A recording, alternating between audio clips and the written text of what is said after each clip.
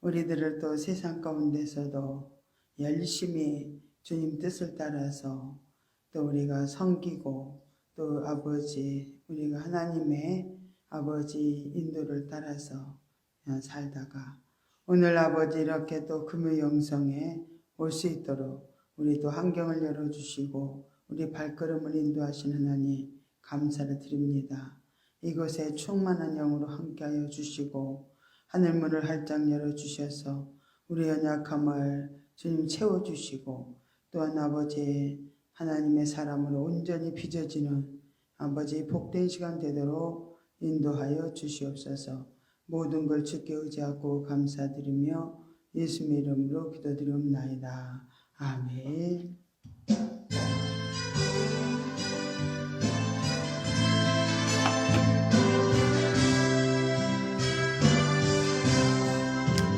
약한 나를 강하게 가난한 날 부하게 힘은 날 볼 수 있게 주 내게 행하셨네.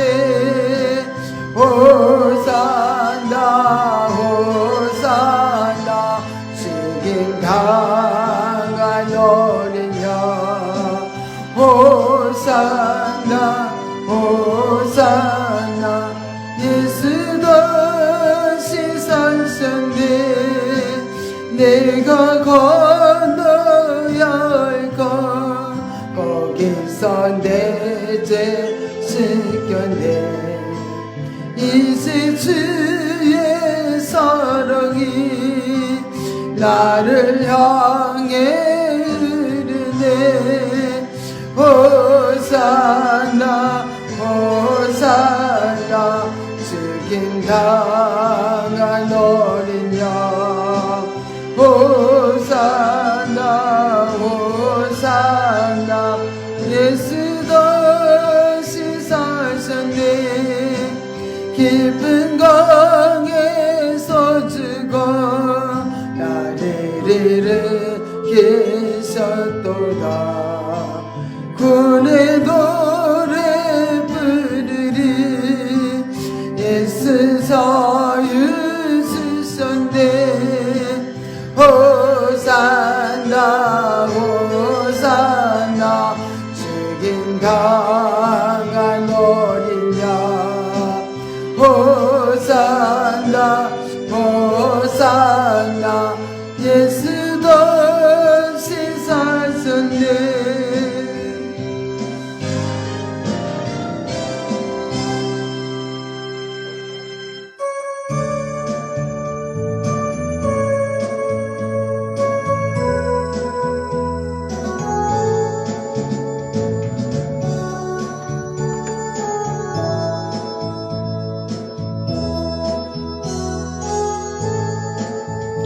나의 힘이 되신 여호와여 내가 주님을 사랑합니다.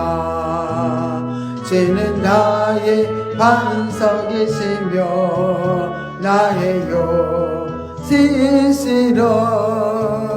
주는 나를 건드시는 나의 주 나의 하나님 나의 피할 바이시요 나의 방패시라.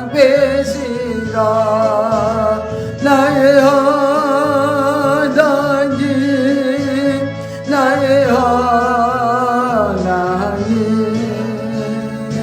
구원의 분이시요 나의 산성이라. 나의 나의 하나님 그는 나의 여호와 나의 구세주 나의 하나님 나의 하나님 그는 나의 여호와 나의 구세주 나의 나의 생명이신 여호와여 내가 주님을 찬양합니다. 주는 나의 사랑이시며 나의 지시라. 주는 나를 이끄시어 주에게 인도하시며 나의 생의 목자 되시니 내가 따르리라. 나의 하나님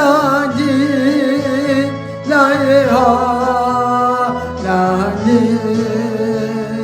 생명의 면류관으로 내게 쓰소서. 나의 하나님 나의 하나님 그는 나의 여호와 나의 구세주 나의 하나님 나의 하나님 그는 나의 여호와 나의 구세주.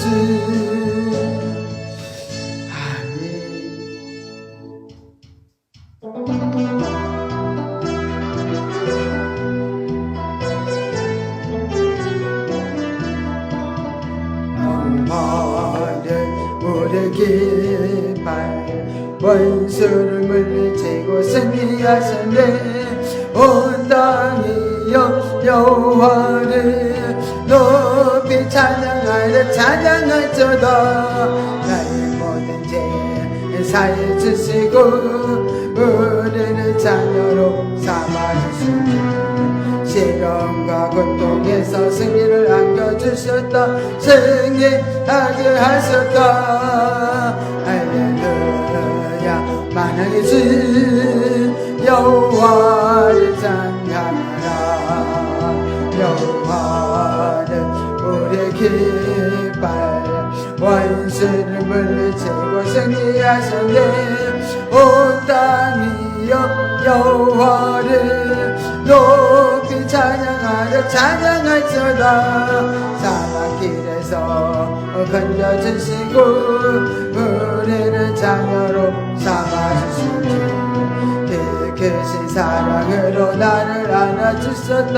승리하게 하셨다.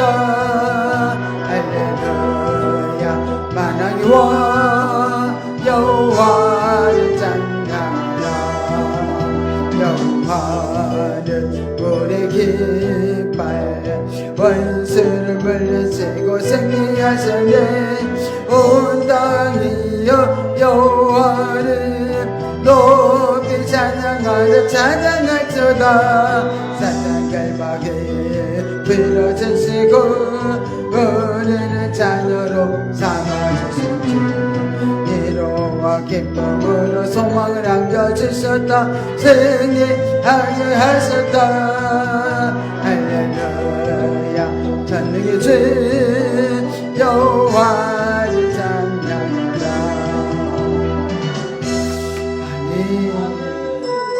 주의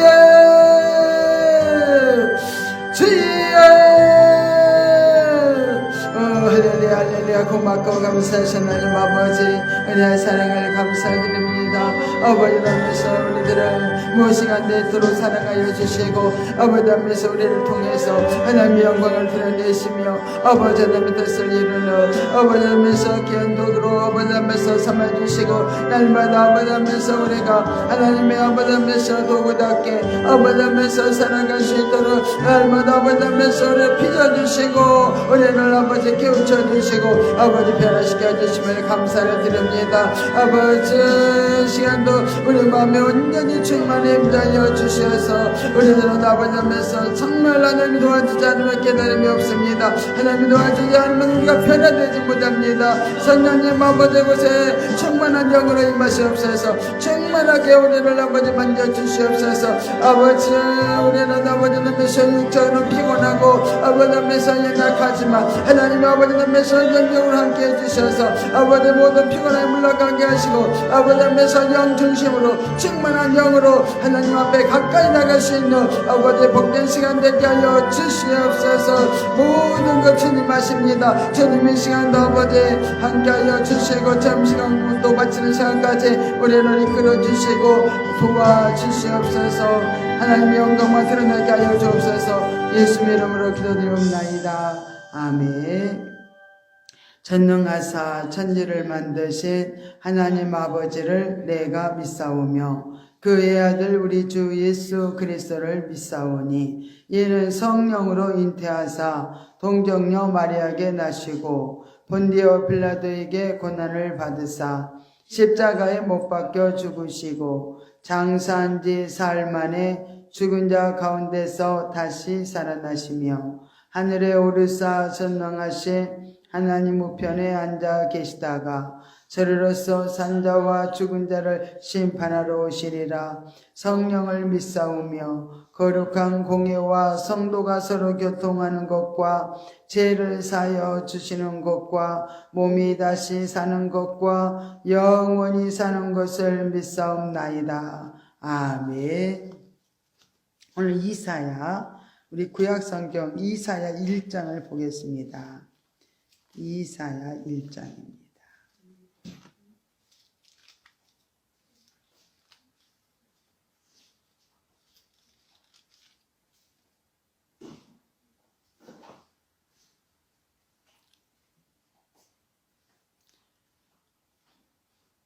네, 이사야 1장. 우리 10절 말씀부터 봅니다. 이사야 1장 10절부터 20절 말씀까지 합독하여 읽겠습니다. 너희 소돔의 간원들아 여호와의 말씀을 들을지어다. 너희 고모라의 백성아 우리 하나님의 법에 귀를 기울일지어다. 여호와께서 말씀하시되 너희의 무수한 재물이 내게 무엇이 유익하뇨? 나는 수양의 번제와 살찐 짐승의 기름에 뱀을 넣고 나는 수송아지나 어린 양이나 수염새의 피를 기뻐하지 아니하노라.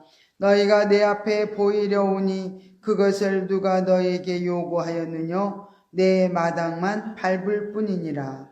헛된 재물을 다시 가져오지 말라. 분향은 나의 가증이 여기는 바요. 올삭과 안식일과 대로 모이는 것도 그러하니 성회와 아울러 악을 행하는 것을 내가 견디지 못하겠노라. 내 마음이 너희의 올삭과 정한 절기를 싫어하나니 그것이 내게 무거운 짐이라. 내가 지기에 곤비하였느니라. 너희가 손을 펼 때에 내가 눈을 가리우고 너희가 많이 기도할지라도 내가 듣지 아니하리니 이는 너희의 손에 피가 가득함이니라. 너희는 스스로 씻으며 스스로 깨끗게 하여 내 목전에서 너희 악업을 버리며 악행을 그치고 선행을 배우며 공의를 구하며 학대받는 자를 도와주며 고아를 위하여 신원하며 가부를 위하여 변호하라 하셨느니라. 여호와께서 말씀하시되 오라 우리가 서로 변론하자. 너희 죄가 주홍 같을지라도 눈과 같이 희어질 것이요 진홍같이 붉을지라도 양털같이 되리라. 너희가 즐겨 순종하면 땅의 아름다운 소산을 먹을 것이요 너희가 거절하여 배반하면 칼에 상키우리라. 여호와의 입의 말씀이니라. 아멘.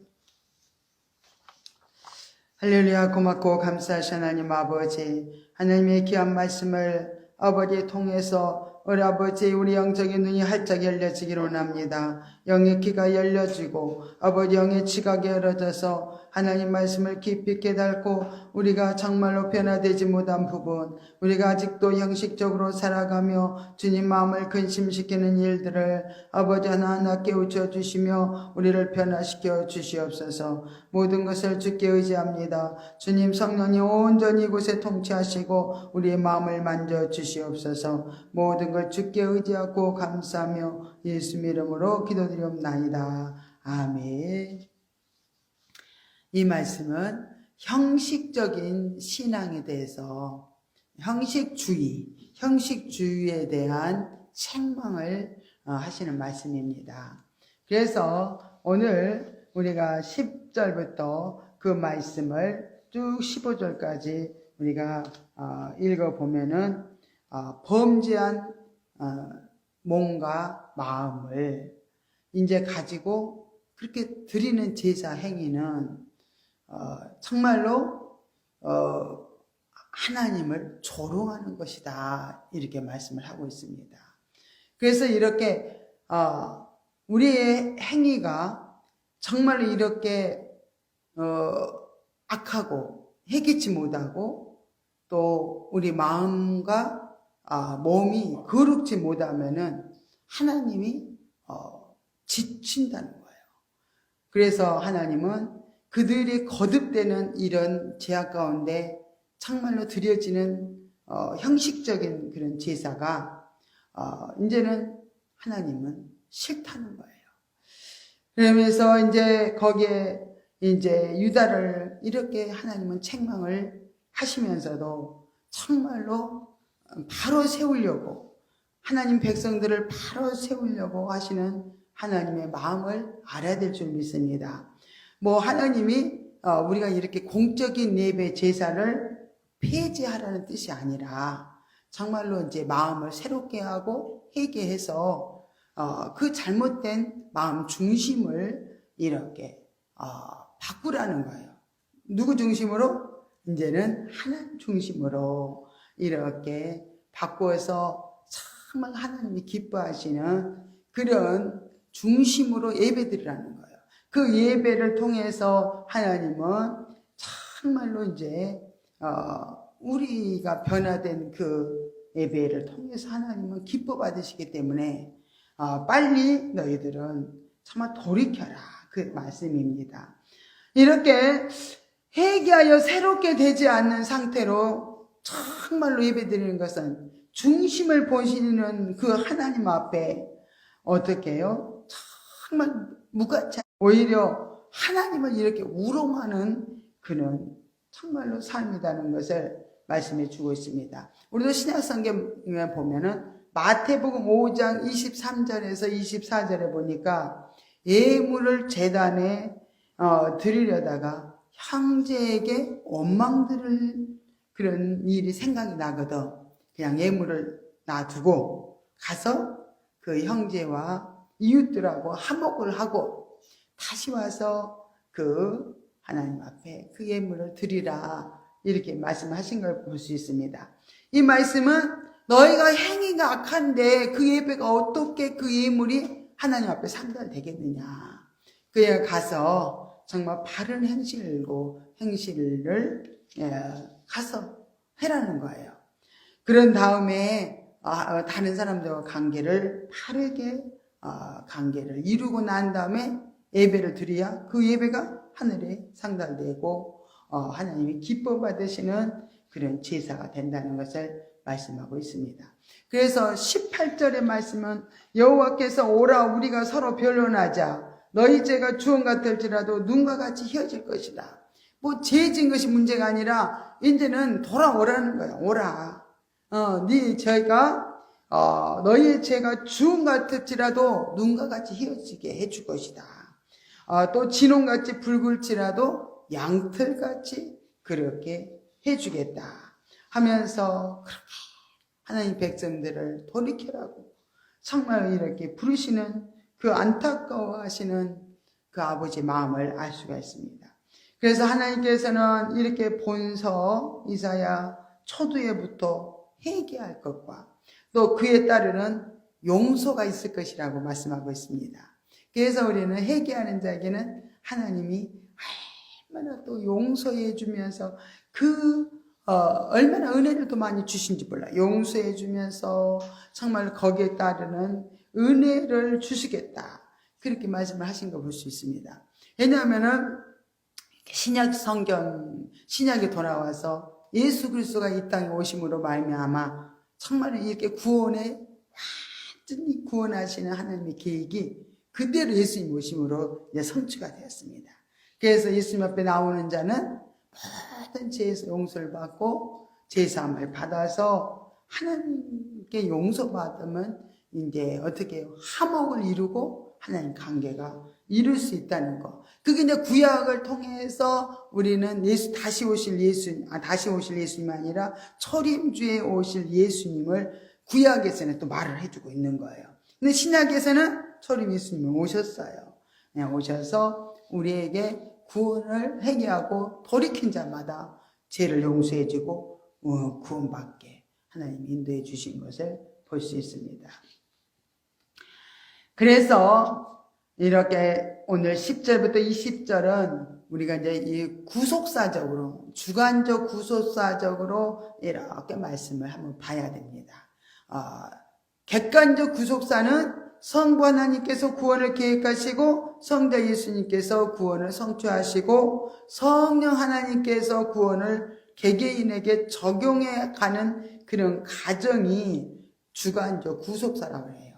그래서 주관적 구속사를 이렇게 본다면 형식주의에 대한 그런 책망과 또 회개를 촉구하고 있음을 볼 수 있습니다. 하나님 말씀은 참을 이렇게 참으로 하나님 말씀은 두렵습니다. 하나님은 비록 우리가 그의 백성이지만 불의하고 악행을 일삼을 때는 소돔과 고모라와 같을 거라는 정말 말씀을 하고 계십니다.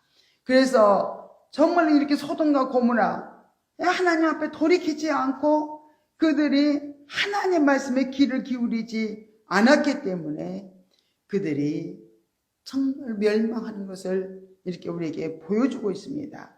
그러면서 이제는 구원해 줄 가치가 없는, 하나님께 돌이키지 않으면 구원해 줄 가치가 없는 존재인 거예요. 그래서 구원을 받을 수가 없어요. 돌이키지 않으면. 그래서 예수님 오셨어도 많은 사람이 예수님 앞에 돌아온 건 아니에요. 많은 사람이 해칠한 무덤 같은 정말 이렇게 얼마나 예수님을 거스렸는지 몰라. 반역을 했는지 몰라요.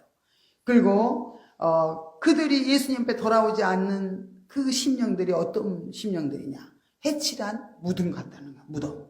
해를 탁 칠해놓으면 무덤 속에는 막 더럽고 악취나는 한데 해로 딱 칠해놓으니까 겉으로는 뭔가 마음이 경건하고 거룩한 척 하지만은 속은 안 그렇다는 거예요. 그래서 정말 그들은 하나님을 알지 못해서인가 아니면 하나님을 우롱하는 것인가 이렇게 정말 깨달아 봐야 된다는 거예요. 하나님 말씀을 알면서도 이렇게 돌이키지 않는다는 것은 참으로 하나님을 우롱하는 거다는 거예요. 그래서 우리는 이렇게 내적인 정결함을 정말로 입지 못하면은, 이 내적으로 정결함을 입지 못하면 그냥 형식적인 그런 형식만 남는다는 거예요. 우리 내면이 정결하게 되지 못하면. 그래서 그 형식만 남은 그 행위들이 하나님은 정말 너무너무 오래오래 참고 이렇게 기다리셨던 것을 우리가 알 수 있습니다. 하나님은 이렇게 재물을 받으시기 전에 정말 먼저 너와 내가 관계를 바르게 하자.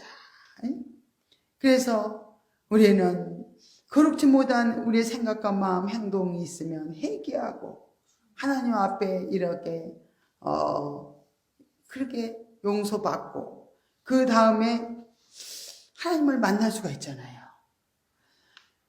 그래서 이렇게 우리는 하나님은 우리가 창세기 4장 4절부터 5절에도 보면 하나님은 아벨의 제사를 받으시기 전에 먼저 아벨을 받으셨던 걸 볼 수 있습니다. 아벨의 삶을 받으셨어요. 아벨의 행하는 그 행위를 받으셨어요. 그래서 그 행위가 바르기 때문에, 마음 중심이 바르기 때문에 아벨이 하나님이 기뻐하시는 제사를 드릴 수 있었던 거예요. 그래서 하나님과 먼저 관계를 가지면서 교통하면서 살아야만 정말로 제사도 온전한 제사, 하나님 기뻐하시는 제사를 드릴 수 있게 되는 것입니다. 그래서 이렇게 하나님을 모르고 정말로 우리가 드려지는 그 예배들, 그 제사들은 너무너무 가증스러운 그런 모습일 수밖에 없고, 또 하나님은 견딜 수가 없다고 말씀하시는 것입니다. 그래서 하나님 앞에 나가기 전에 우리는 먼저 영의 눈이 활짝 열려져서 자신의 모습을 살펴봐야 돼요. 정말 내 속은 정결한가? 내 속은 지금 세상의 욕망으로 정말로 가득 채워져 있는 것은 아닌가? 이렇게 우리는 이 땅에서 선한 일을 한다고 하지만은 내 속에는 그 선을 행하면서도 그 마음 중심들은 악해. 욕심을 가지려고 그러고 뭔가를 얻으려고 하고 막 이걸 통해서 내가 인정받으려고 하고 막 그런 거 있잖아요. 그게 그냥 욕심의 생각들인 거예요. 그러면은 마음을 살펴보면서 내가 정말 마음도 행동도 정말 온전한 건가? 정결한 것인가? 참 마음 없는 그런 선행을 할 수도 있다는 거야. 마음은 없어. 그런데 그냥 해라 하니까, 이웃을 섬기라 하니까, 이웃에게 나눠주라 하니까 주기는 주되 마음이 없어. 사랑하는 마음이 없어. 그것은 굉장히 형식적인 그런 모습이라는 거예요. 그래서 주님은 이런 종교적인 그런 모든 행위들이 형식만 이렇게 갖추고 있다는 것은 정말 회개가 없기 때문에 그래요. 자신을 살피고 회개치 않으면은 정말 그렇게 타성에 젖어가지고 율법적인 그런 신앙생활만 하게 됩니다.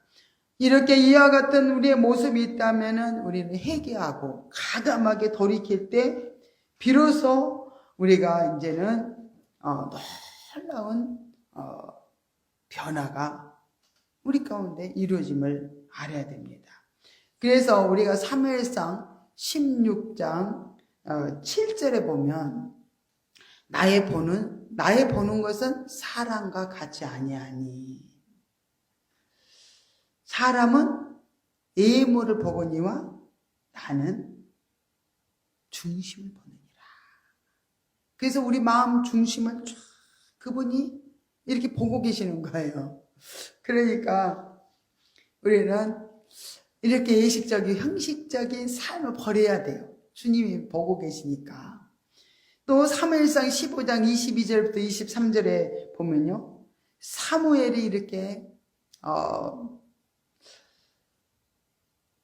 가로되 여호와께서 번제와 다른 제사를 그 목소리 순종하는 것을 좋아하신 같이 좋아하시겠나이까.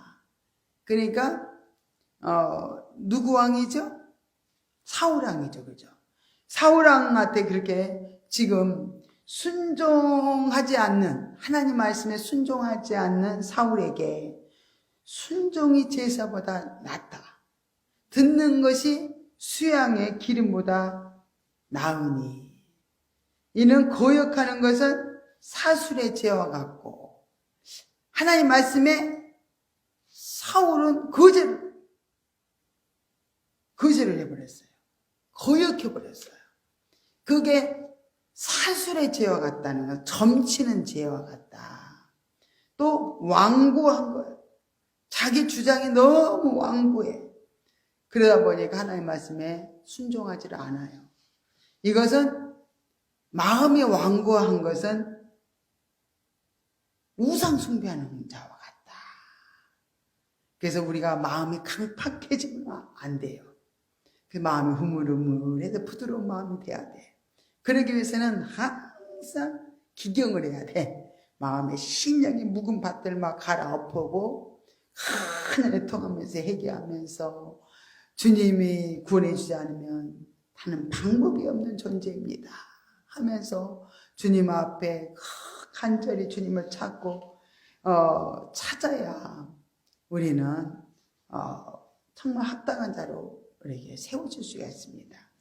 하나님은 우리가 의지를 들여서 회개해야 된다는 거예요. 적극적으로 하나님 말씀에 순종하기를 하나님은 기다리신다는 거예요. 그러면서 영육 간에 풍성한 축복을 주시려고 우리 하나님은 끊임없이 우리가 회개하고 돌이키고 참 하나님 말씀에 순종하면서 이렇게 따라오기를 원하시는 거예요.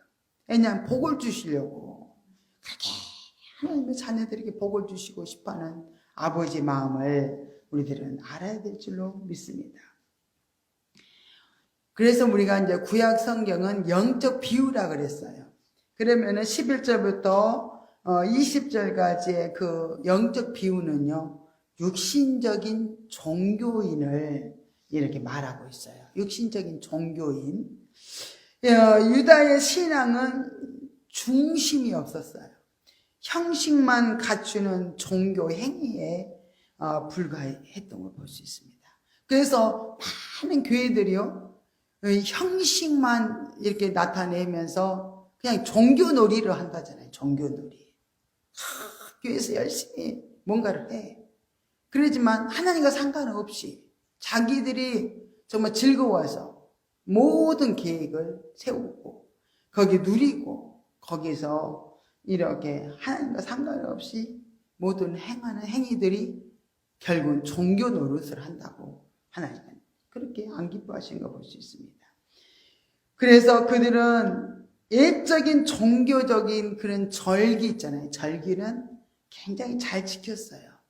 그렇지만은 내면은 정말로 주님과도 상관이 없고 또 자신들의 죄를 방관해 버렸어요. 자신들의 죄를 방관하고 회개치 않으므로 정말 그들은 가증한 죄 가운데 그들은 이렇게 머물러 있었던 것을 볼 수 있습니다. 이렇게 종교적인 행위, 그런 형식들이 있잖아요. 그런 절차들이 굉장히 필요하죠. 필요한 것은 우리가 그런 절차들을 통해서 우리 마음이 하나님께 드려지기 위해서 그런 절차들을 이렇게 필요한 거예요. 그런데 그 본래 뜻을 상실해 버렸다는 거예요. 그리고 이렇게 그런 형태들만 고수하면서 살아가고 있는 걸 볼 수 있습니다. 하나님께 드리는 이런 제사들은 인간의 죄를 속하고 하나님과의 관계를 회복하기 위해서 이게 마음을 드리는 그런 수단들인 거예요. 이런 정도 모든 형식들, 행위들이. 그래야 되는데, 내면은 정말 유다인들이요, 죄로 가득한 죄로 이런 예적인 종교 행위만으로 이렇게 나갔기 때문에 그들은 도저히 하나님으로부터 정결함을 입을 수가 없었던 걸 볼 수 있습니다. 그들의 행위와 마음이 이렇게 일치하지가 않아요. 가식적인 종교 행위 있잖아요. 제 깊이를 다마다 가식적인 종교 행위를 하니까 점점 죄가 깊어지는 거예요. 죄가 점점 더해지는 거예요. 그러면서 하나님과 정말 그들의 관계는요, 더욱 멀어졌어요. 예? 하나님과 마음이 통하지 않으니까, 하나님 원치 않는 길로 계속 가니까 마음이 점점 멀어졌던 걸 볼 수 있어요. 그래서 이사야 선지자를 통해서 하나님께서는 너희들이 빨리 죄를 회개하고 돌이켜라. 돌이켜라고 선지자들을 통해서, 예언자들을 통해서 말씀하시는 거예요. 왜냐하면 돌이키지 않으면 심판이 오거든요. 그래서 하나님은 먼저 심판하시는 분이 아니에요. 하나님은 항상 말씀을 통해서 우리를 돌이키도록 먼저 말씀으로 자꾸 돌이키라고 회개해라. 그렇게 우리들을 계속 초청을 하는 거예요. 오라. 너희 죄가 주홍같이 붉을지라도 괜찮다 이거야. 와서 회개하면 된다. 내가 용서를 해주겠다. 그렇게 선지자들을 통해서 그렇게 선지자들을 통해서 애칠 때 빨리 돌아와야 되는 거야. 빨리 돌아와서 참 우리가 회개하기만 하면 재앙을 만나지 않고 무서운 심판을 만나지를 않습니다. 참 그래서 육신이 그렇게 찔긴다는 거예요. 얼마나 고집이 세고 찔기고 내가 무슨 죄가 있까니 무슨 나한테 지금 회개라고 하냐고. 죄를 전혀 깨닫지를 몰라요. 교회 다니는 사람들이요, 회개할지 모르는 사람도 너무 많은 거예요. 그래서 이제 우리가 이제 영적 실제를 이제 봐야 됩니다. 영적 실제는 이제 형식적인 신앙생활을 하게 된다면 영적 실제는 좀 비참할 수밖에 없잖아요. 그래서 영적 실제를 한번 우리가 봅니다. 영적 실제가 되려면 하나님은 영이시다는 걸 알아야 돼요. 그렇기 때문에 그분은 우리 외모나 또 우리의 의식, 형식들을 중요시 여기질 않아요. 그분은 영이시기 때문에. 그래서 우리는 내면의 큰 내적인 중심을 이렇게 늘 살펴야 돼. 하나님도 우리 중심을 살피시니까. 그래서 그분은 영이시기 때문에 우리도 정말 성령의 이끄심을 따라서 성령의 지도를 통해서 우리 다스림을 받아야 돼요. 그래야만 하나님과 우리 마음이 연합이 될 수가 있고 정말로 우리가 모든 내적인 놀라운 변화가 일어나게 됩니다. 이렇게 성령의 인도를 받는 영을 통하여서 우리는 다스려지는 모든 그 육체의 의식이나 형식을 가지고요, 주님 앞에 나가면 얼마나 기뻐하시겠어요. 그죠? 그래서 오랫동안 우리는 이렇게 세상적이고 육신 중심적인 그런 생활에 정말로 젖어서 이제 살다 보면은 이렇게 타성에 젖은 그런 성도들이 됩니다. 그래서 주일날 교회 나가서 예배 드리는 것은요, 이렇게 품위 유지를 위해서 예배 드리는 사람들이 있어요. 생활의 일부에 지나지 않는다는 거예요, 예배 드리는 것이. 어느덧 주일은요, 가서 빨리 오전 예배 드리고요, 일부 예배 드리고요, 여가를 즐기는데 정말로 그 휴일로 그렇게 지냅니다. 많은 믿는 사람들도 대체적으로 많은 사람들이 그래요. 주일날 예배 딱 한 번 드리면 끝이야. 헌금도요, 하나님 은혜가 감격스럽고 감사해서 마음이 막 뜨거워서 그런 정말로 하나님을 사랑하는 마음으로 이렇게 헌금을 하나님 앞에 이렇게 드리면요, 정말 드리는 마음이 기뻐요. 저도 해봤지만은 그렇게 기쁘고 감격스럽더라고요. 근데 아무 준비도 없고 그냥 다 쓰고 남은 부스러기 이렇게 드린다던가 뭐 그냥 억지로 헌금 시간이 있으니까 억지로 마지못해서 이렇게 드려지는 그런 헌금들은요, 얼마나 하나님 안 기뻐하신지 몰라요. 저도 물질의 그 훈련을 받지 못했을 때는요, 제가 그렇게 부끄럽게 살았더라고요. 다 쓰고 남은 거, 주일날 이제 이렇게 남은 거, 얼마 남았든 간에 그 부스러기 남은 거, 그걸 드리면서 살았을 때 참 너무너무 부끄럽더라고요. 제가 이제 그 인색감이 치료되고 먼저 모든 거 하나님 것을 미리 준비해 놓고 그렇게 드리지를 못했어요. 그러고 나서 제가 이제 물질 훈련을 통과를 하면서 미리미리 하나님 것을 다 준비해 놓고 주일날은 준비해 놓은 것을 하나님 앞에 이렇게 드리면 너무 마음이 기쁘잖아요. 근데 내가 형편없이 헌금 생활을 했구나. 너무 부끄러웠어요. 그러면서 부끄러움을 느껴야만 바꿔지더라고요. 야, 내가 이렇게 살고 있구나. 내가 지난날에 하나님 앞에 드렸던 그런 물질이 너무 부끄럽다고 느끼면서 하나도 하나님 앞에 상달될 물질이 되지 못했구나. 이 생각하니까 정말 너무너무 부끄러우니까 고쳐지더라고요. 부끄러우면서 참, 그래서 우리는 이렇게 부끄러움을 당해야만 다시는 그 일을 안 하거든요. 잘못된 길로 우리는 가는 것도요. 부끄러움을 당해야 돼. 근데 우리 스스로는 못 깨달아요. 하나님이 확 열어줄 때 우리는 내가 지금 이렇게 살고 있구나. 너무너무 형편없게 살고 있구나를 알아야만 이렇게 우리가 변화가 일어납니다. 그래서 정기적으로 지출되는 불우이웃돕기 성금 마냥 정성이 이렇게 사라지고 교회는 신령한 그런 말씀과 노래와 성도의 교제로 이렇게 생명이 참 흘러넘치기보다는 그런 틀에 짜여진 프로그램 또 육신의 욕구를 충족시키기에 바쁘다는 거예요. 그런 많은 프로그램들이 있지만은 좀 하나님과 상관없는 그런 것을 하면서 그렇게 교회에도 육신의 욕구를 채워주는데 만족을 그렇게 하고 있다는 거예요.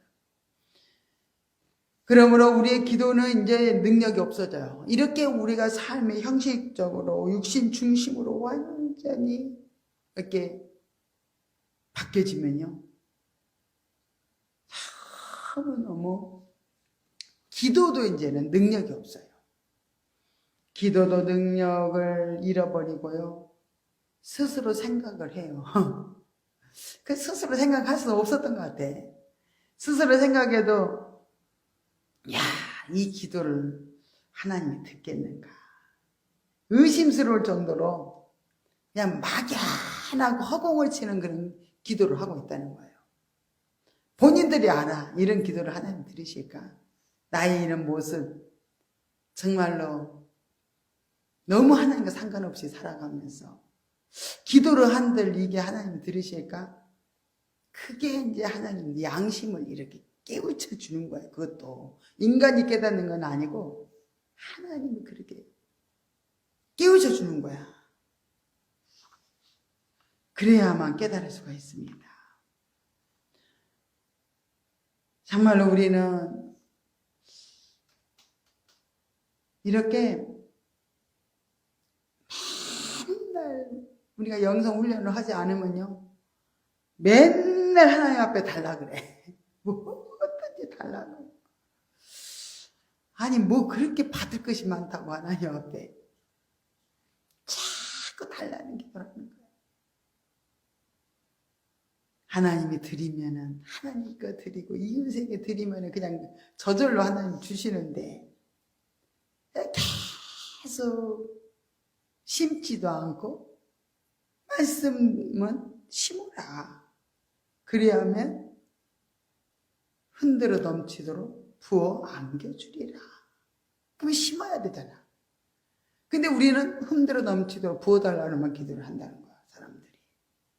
그러니까 평생 기도해도 맨날 부족하다 그래.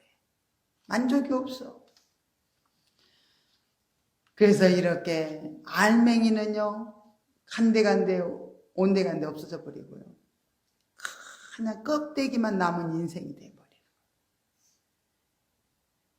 그렇게 육신 중심으로 팍 살아가면요, 우리 영혼은요, 힘을 잃어버려요. 영혼은 힘을 잃어버리고요, 잠만 꿀꿀 잡니다. 영이 힘을 잃어버려요. 영이 힘을 잃어버리니까 육신 중심으로 계속 과거의 메인대로 과거에 묶여서 이렇게 살아갈 수밖에 없어요. 그러니까 그 삶이, 그 신앙생활이 형식적인 신앙생활에 그냥 멈춰가지고 아무 기쁨도 없고 감격도 없는 그런 형식적인 삶을 산다는 거예요. 알고 보면은 하나님도 그런 심령들을 보면은 얼마나 안타까우시겠어요. 내가 언제까지 내가 참고 있겠나. 하나님은 모르시는 게 아니라 다 보고 계시는데,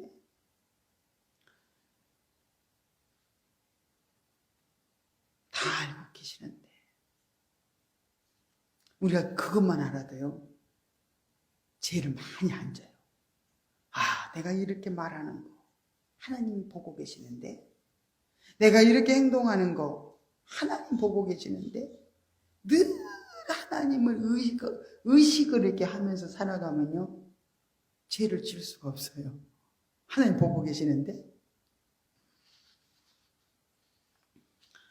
하나님이 우리대로 소돔 같고 고모라 같다고 말씀하시는 것은요, 우리가 도적질을 하고 사기를 치고 이런 살인을 하고 강간을 일삼기 때문이 아니라요, 하나님이 무엇을 원하는지 알면서도 거기에 순종하지 않고 하나님으로만 만족해서 나오는 것이 아니라 무슨 대가를 이렇게 바라면서 나오고요, 하나님의 감격하는 것이 아니라 마음도 없이 이렇게 형식에 치우치고 나오는 것은요 우리의 이중성을 보여준다는 거예요.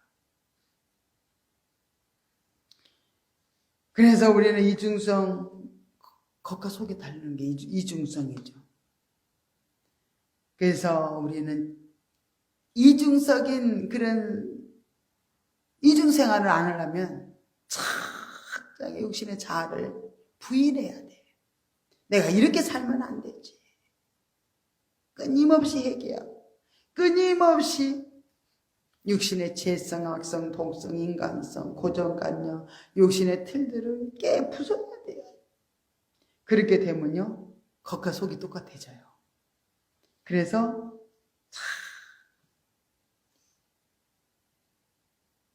하나님도 기뻐하시겠죠. 우리도요, 우리 아는 사람들이 겉과 속이 틀려.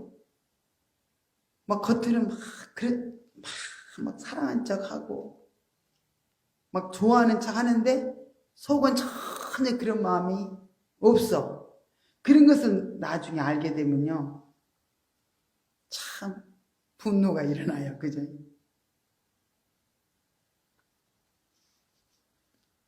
자기 아쉬울 때는 막 그렇게 막 이용해 먹고 그렇게 요구하고, 그러다가 자기 편안하고 행복하고 그러면요 내가 언제 그러냐고 그런 사람들 얼마나 많은지 몰라요.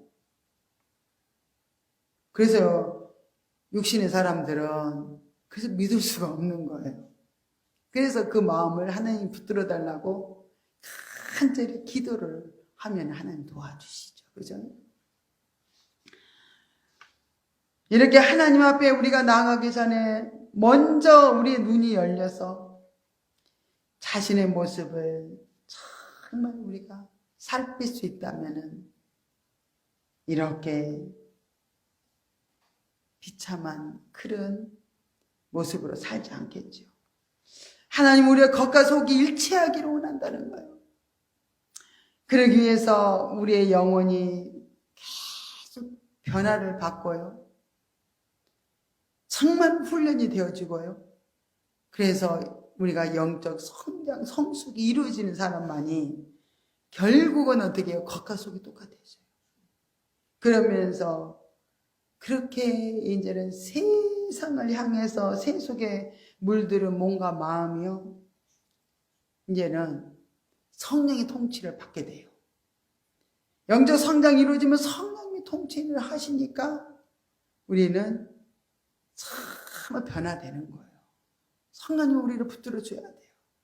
그래서 빨리 자아를 부인하고 육신의 생각을 처리하고 오직 영중심으로 성령이 이끌려서 가다 보면요 날마다 새로워져. 그죠? 날마다 새롭고 날마다 너무 기뻐요. 그래서 이렇게 놀라운 육신 중심의 형식적인 신앙생활을 완전히 우리가 변화를 받는다면 하나님은 우리에게 놀라운 축복을 해주시겠다고 약속을 하는 거예요. 19절에 보니까 너희가 즐겨 순종하면 땅의 아름다운 소산을 먹을 것이요 너희가 거절하여 배발하면 칼에 삼키우리라. 정말 이렇게 순종하면 아름다운 소산과 정말 하나님 예비하신 놀라운 축복을 누리면서 이 살아가는 거예요. 근데 거절한다면 결국 심판을 받을 수밖에 없고 멸망을 당할 수밖에 없다는 것을 알려주는 말씀을 볼 수 있습니다.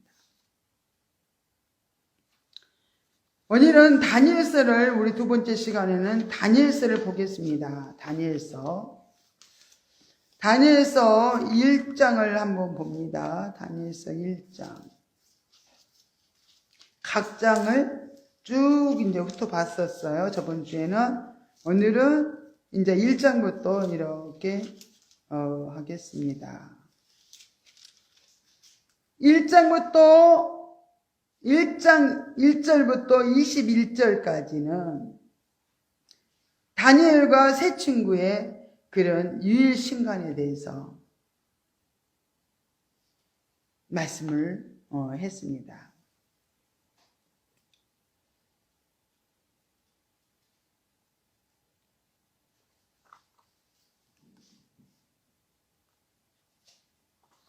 잠깐 한 1절부터 한 9절까지만 합독해서 읽겠습니다. 유다 왕 여호야김이 위에 있은 지 3년에 바벨론 왕 느부갓네살이 예루살렘에 이르러 그것을 에워쌌더니 다니엘서 1장 2절입니다. 주께서 유다 왕 여호야김과 하나님의 정기구 얼마를 그의 손에 붙이심에 그가 그것을 가지고 시날 땅 자기 신의 묘에 이르러 그 신의 보고에 두었더라. 3절 왕이 한간장 아스부나스에게 명하여 이스라엘 자손 중에서 왕족과 귀족의 몇 사람 고 흠이 없고 아름다우며 모든 재주를 통달하며 지식이 구비하며 학문에 익숙하여 왕궁에 모실 만한 소년을 데려오게 하였고 그들에게 갈대아 사람의 학문과 방언을 가르치게 하였고 또 왕이 지정하여 자기의 진미와 자기의 마시는 포도주에서 그들의 날마다 쓸 것을 주어 3년을 기르게 하였으니 이는 그 후에 그들로 왕의 앞에 모셔서게 하려 함이었더라.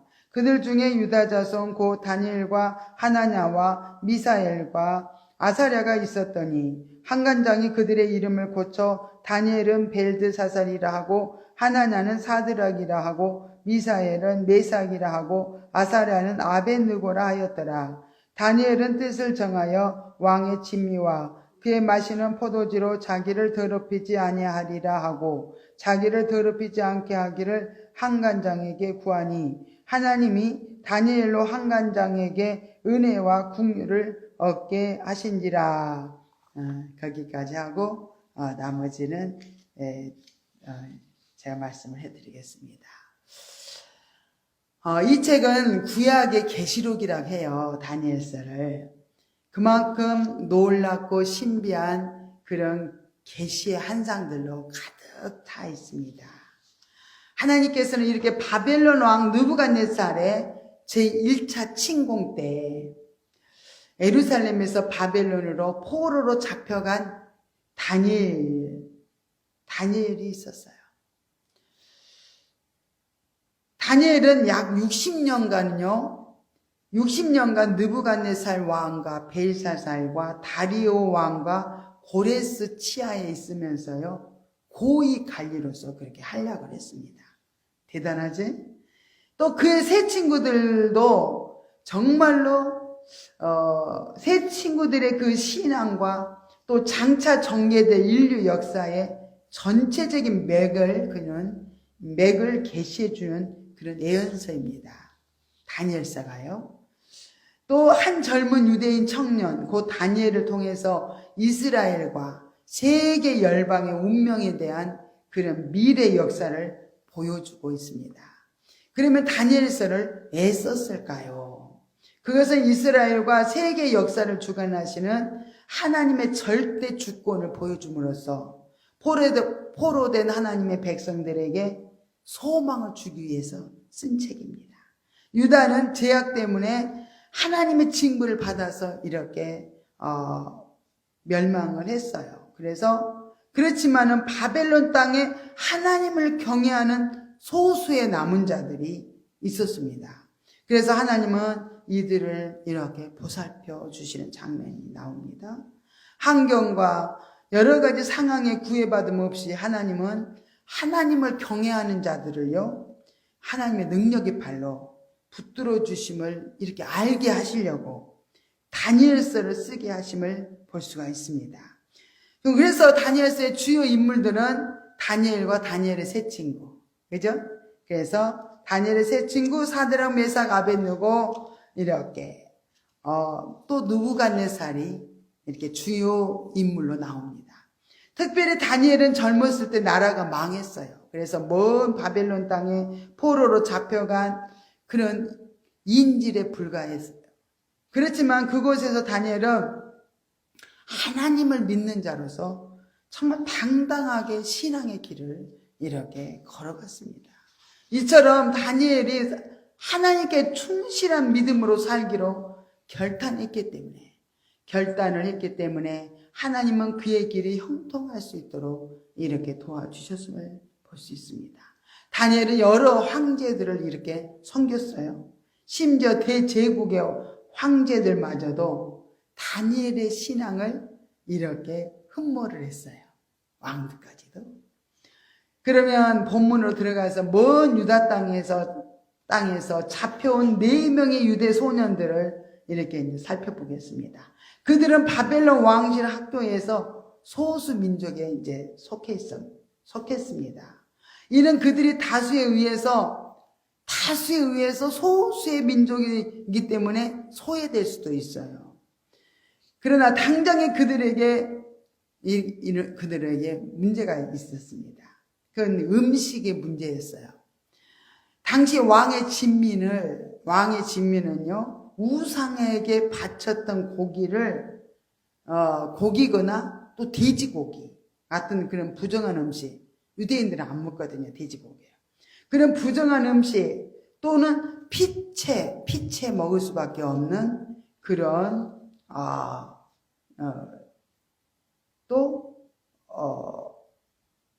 피채 먹을 수밖에 없는 육류 같은 것들이었던 것 같아요. 그들은 우상에 바쳐졌을지도 모르는 그 왕의 진미와 포도주를 그냥 먹지 않기로 작심을 했어요. 그리고 하나님 앞에 기도를 했던 걸 볼 수 있죠. 당시 정복지에서 이렇게 끌려온 사람들이 왕의 명령을 거역한다는 것은 반역을 의미해요. 반역.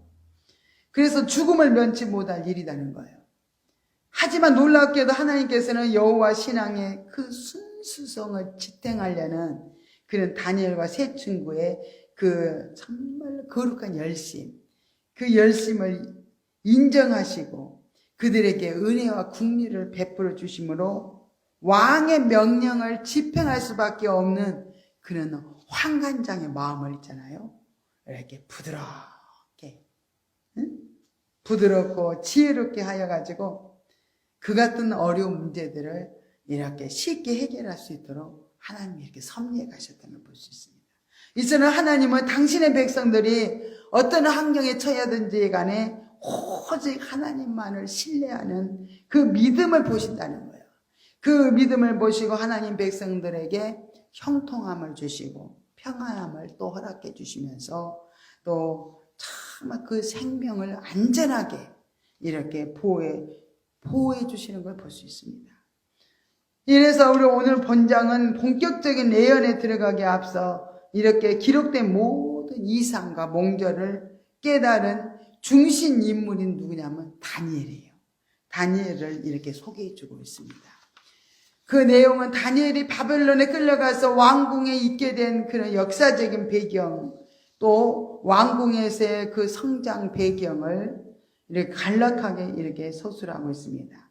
여기서 역사적 배경이라 하면요, BC 605년경에 갈그미스 전투에서 애굽에게 승리한 바벨론 왕 느부갓네살 왕이 동시에 애굽만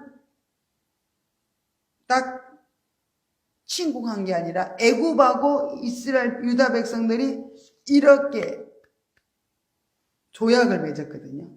그래서 그냥 애굽도 쳐버리고 애굽하고 이렇게 협상을 맺은, 동맹을 맺은 그 유다인까지 그렇게 쳐서 이렇게 무너뜨렸던 걸 볼 수 있습니다.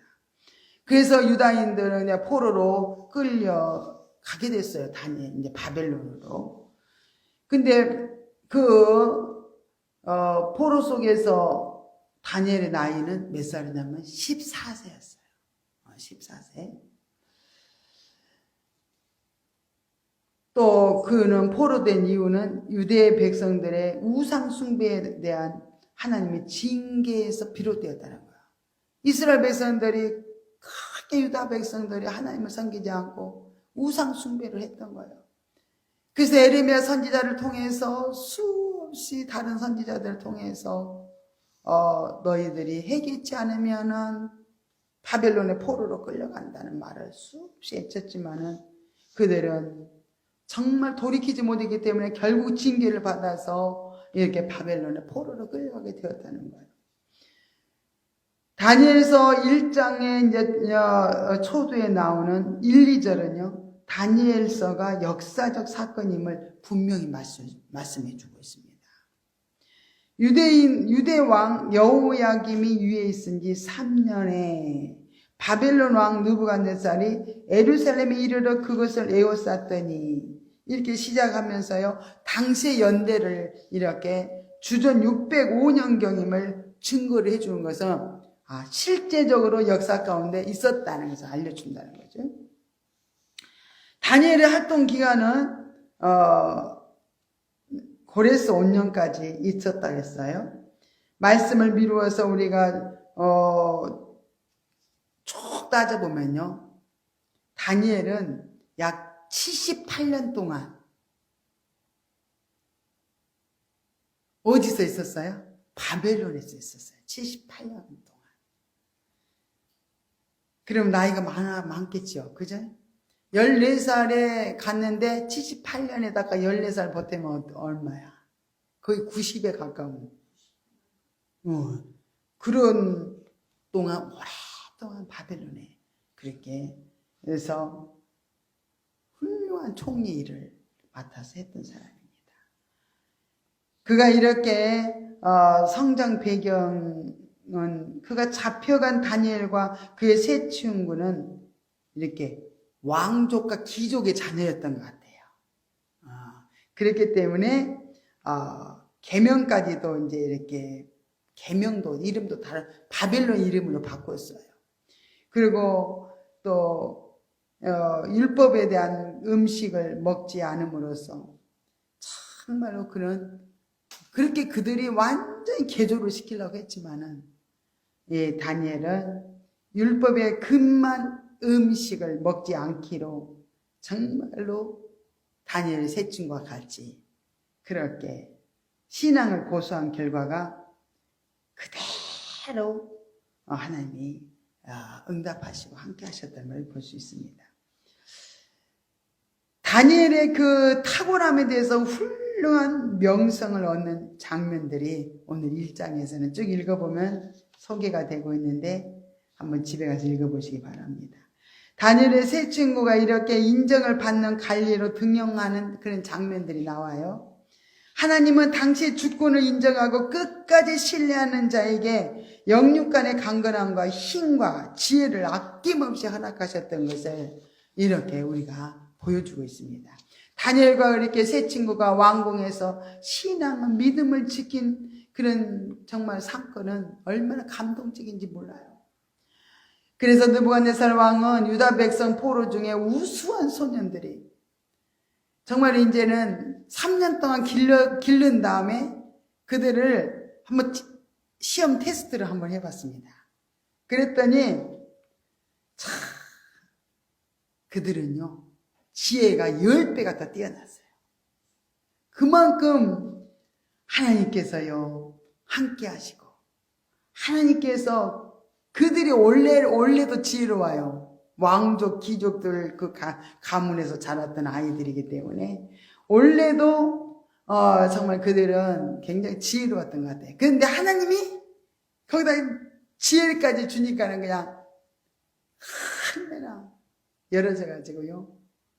그 바벨론의 어떤 누구도 따라갈 수가 없어요. 이들을 10배가 뛰어나게 해. 그 지혜를.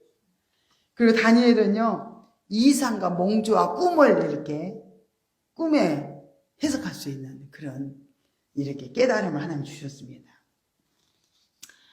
참 이렇게 하나님은 뭐 시시하게 그렇게 우리에게 복을 주는 게 아니야. 한 10배로 그냥 줘버리는 거야 하나님. 하나님이 이렇게 세상의 지혜는요 하나님의 지혜를 못 따라갑니다. 하나님은 그래서 막 열어줘야 돼요. 하나님이 열어주면요 어찌나 그렇게 쉬운지, 그냥 우리 육신의 머리로 뭔가를 하려면 얼마나 더 어려운지 몰라요. 그래서 이렇게 훌륭한 관리들로 왕 앞에 서서 이렇게 관리로 발탁을 이제 다니엘의 세 친구들이 다 그렇게 발탁을 이제 받아가지고 정말로 여러 가지 적합한 지역에서 이렇게 이제 일을 하게 됐어요. 그래서 한간장에 이제 그렇게 인도 가운데서 정말 바벨론의 왕과 박수와 술객 앞에 그렇게 세워서 정말로 시험을 해본 결과가 엄청난 압도적으로 그들을 능가했다는 거.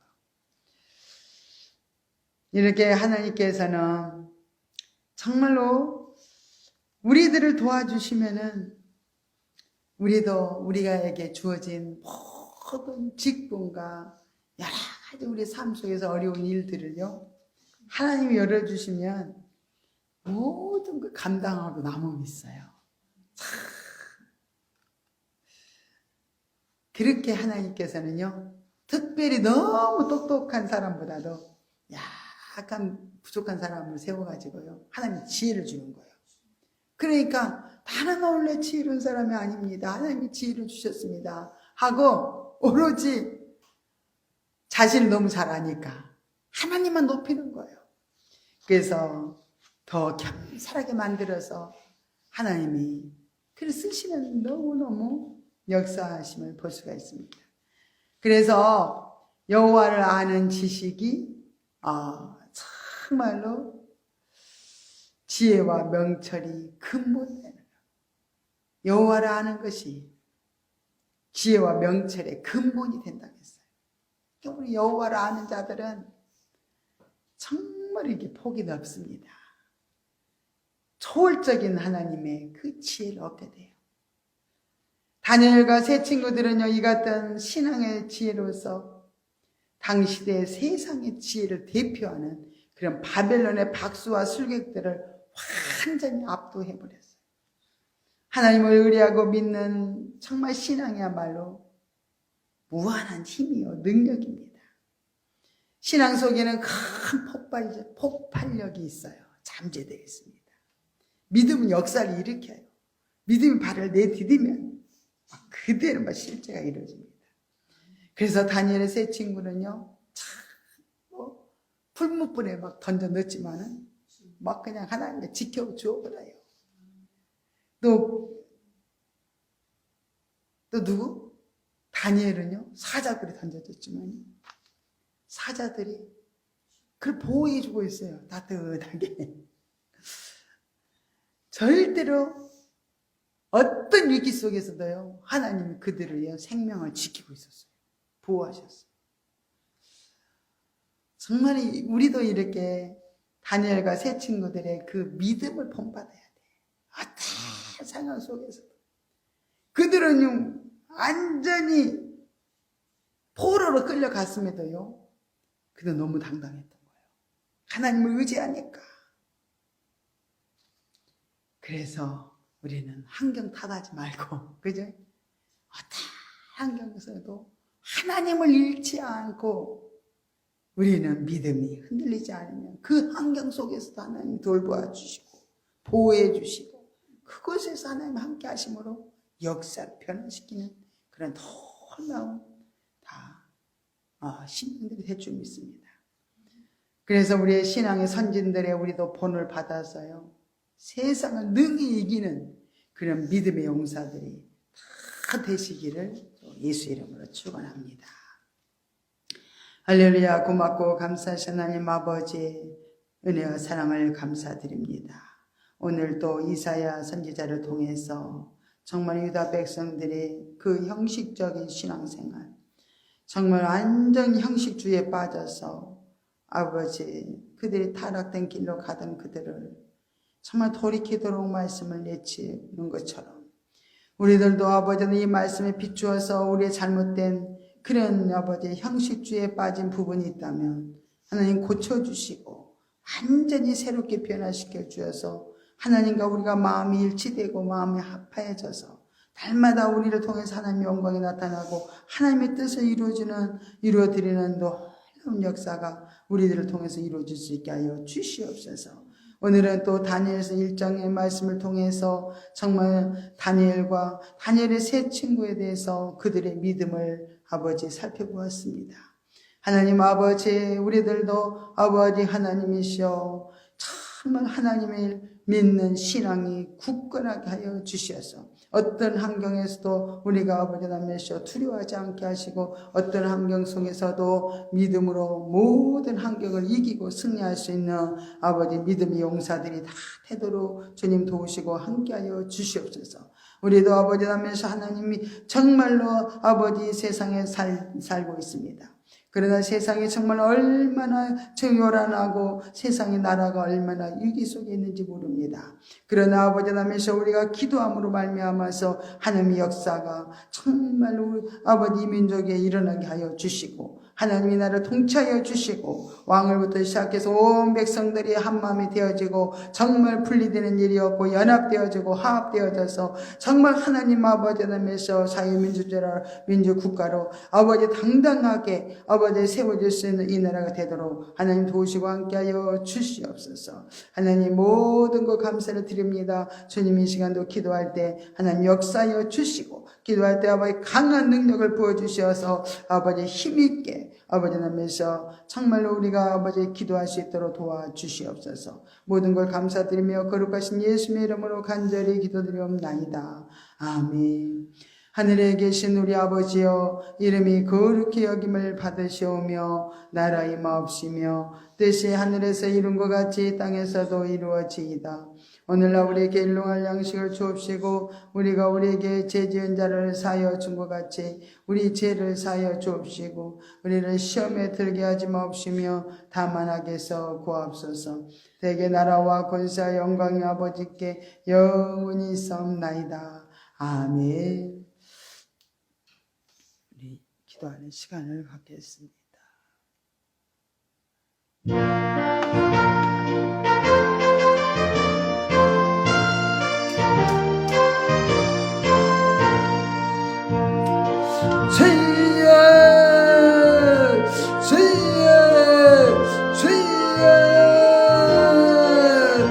할렐루야. 고맙고 감사하신 하나님 아버지의 사랑을 감사드립니다. 주여 아버지를 하나님 아버지 하면서 우리를 아버지 세상을 아버지 하면서 삶을 아버지 하면서 아버지 변화시키는 아버지 믿음의 용사들 되도록 주여 오늘 붙들어 주시옵소서.